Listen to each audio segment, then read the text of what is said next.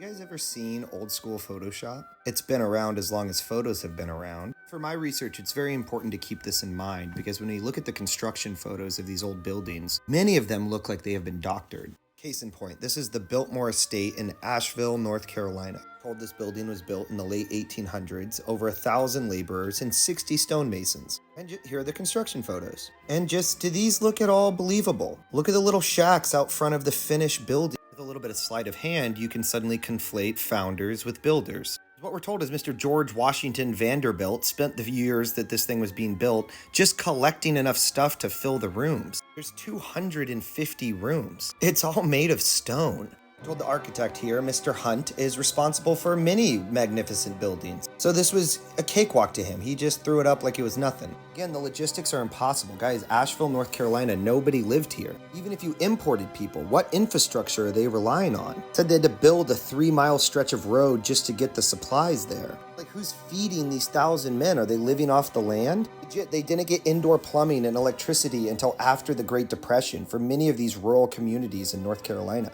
Talk to people whose grandparents grew up without electricity and indoor plumbing. So nothing's here except for this enormous castle made of stone, 250 rooms. It was a summer getaway that's gone very quickly.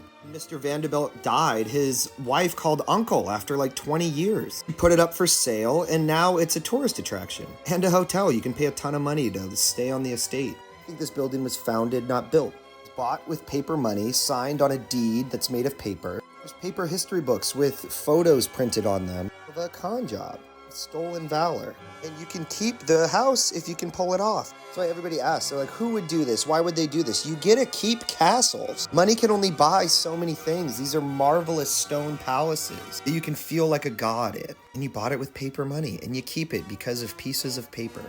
Kicker is, I think there's more underground. There's more stone palaces to be discovered, but we are literally not legally allowed to dig more than 8 feet in any direction in this country. 8 feet down unless you get permits, and the government says it's okay. I'm just tired of being ruled by liars and fraudsters and charlatans. I'm ready for a new class of leadership that actually knows history.